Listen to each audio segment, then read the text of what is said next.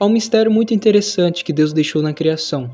Vamos entender o porquê Deus criou o mundo em 6 dias e descansou no sétimo.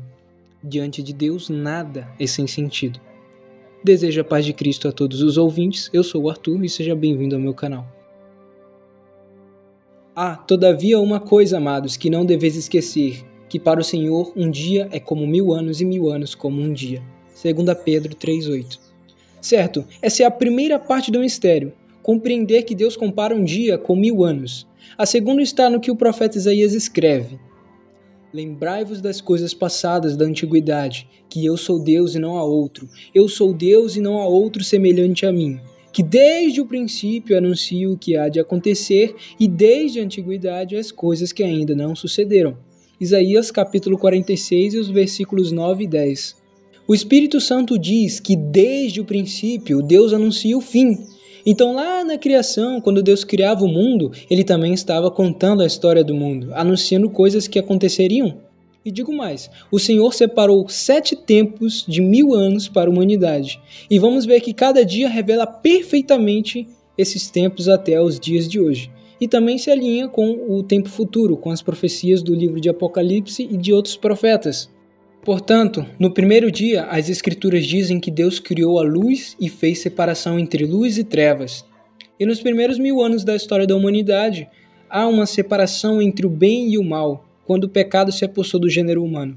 E foi visto de forma mais clara nos primeiros filhos de Adão, Caim e Abel, onde um era justo e o outro não. Um pertencia à luz e o outro às trevas. E o que era das trevas acabou assassinando o que era da luz, mostrando que dali em diante o gênero humano seria dividido nessas duas classes, os bons e os maus. No segundo dia, Deus cria o firmamento e faz separação de águas e águas. E no segundo milênio, Deus envia o dilúvio que cobre toda a terra com água.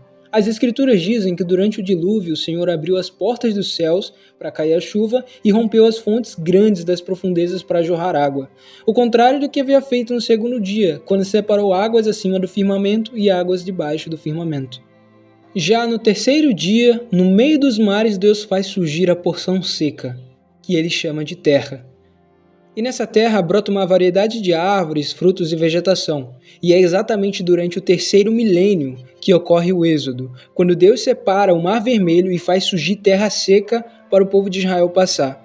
Considerando que profeticamente mares simbolizam línguas, povos e nações, como está em Apocalipse, é válido também notar que foi durante esse período que Deus separou Israel para ser seu povo no meio de todas as nações da terra, como uma porção seca separada dos mares, dedicada para produzir frutos, para frutificar.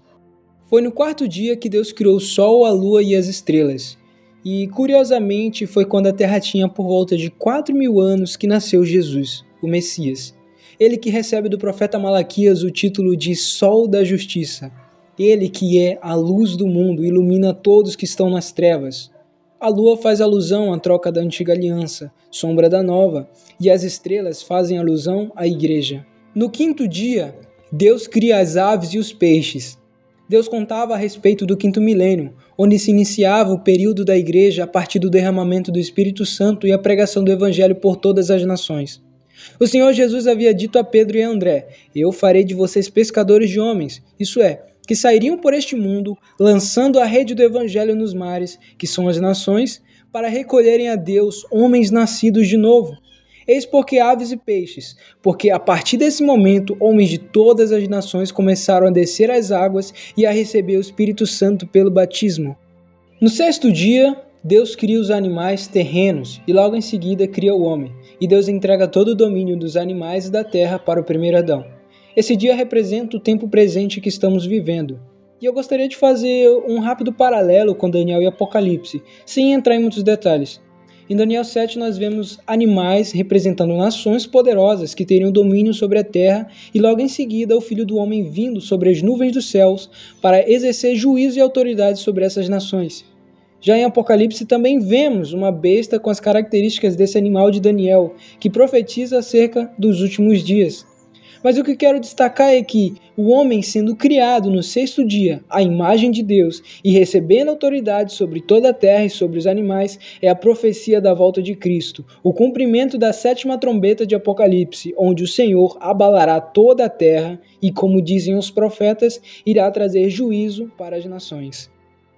E logo após a volta de Cristo, inaugura-se o sétimo milênio, o milênio que está em Apocalipse, profetizado também no sétimo dia da criação, quando Deus descansou e santificou esse dia. O autor de Hebreus, entendendo muito bem sobre isso, dedicou os capítulos 3 e 4 de sua carta para falar desse descanso do milênio. E assim como o quarto mandamento diz, 6 dias farás toda a tua obra, mas no sétimo dia terás descanso, assim também durante 6.000 anos Satanás esteve solto e tentando os homens a realizarem obras carnais. Mas no sétimo milênio Satanás será preso e os justos descansarão.